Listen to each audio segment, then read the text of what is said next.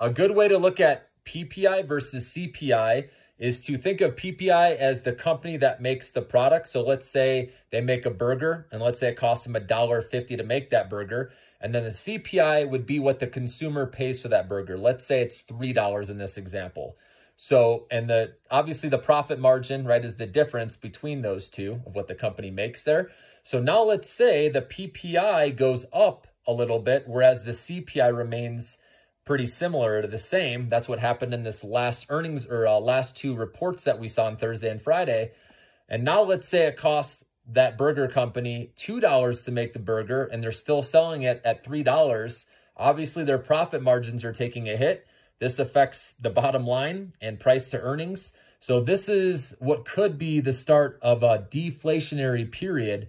And that's what some analysts are already talking about. Not a lot of people are right now, but I think this could play out more into 2024. Obviously, we're already seeing China there. I think it'll be a slower process with the US, but I do think this is a hint with these latest CPI and PPI reports that we could be heading that direction eventually. And that's actually what Michael Burry predicted a long time ago, that we'd get to that environment. And so I can see the stocks, consolidating here for the next couple months, especially with Apple going down and NVIDIA, okay? NVIDIA does have earnings August 23rd, and that if they can blow those out and we see the volume return with good buying volume, then that can help AI stocks. Maybe they go on another run. But I see that priced in a lot right now into the stock. But I think the next couple months of the market will keep coming down. And then possibly October through December, we could get a strong end of the year finish as people see the Fed pausing and talking about, oh, maybe they'll cut rates. That will be a little window, I think, to make some money if you're a short-term or swing trader.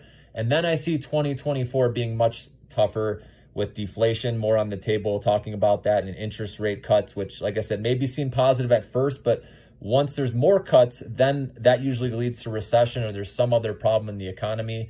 And that's when I think stocks will fall again. And we have the election, obviously, then. There's a lot of hoops we need to jump through still, okay? So I think 2024 is going to be a tough year, but we may get a nice rally at the end of this year. That's what I'm thinking. That's actually what Tom Lee of Fundstrat predicts as well, which he was bullish earlier this year when not many people were. So I like where his head's at, and I believe in what he's saying. So, but just be aware of that. If we see more PPI reports coming in higher than expected, but CPI keeps falling, that's not going to help companies' profit margins. That's going to affect their numbers with earnings reports, and that's going to cause stocks to fall. So just keep that in mind.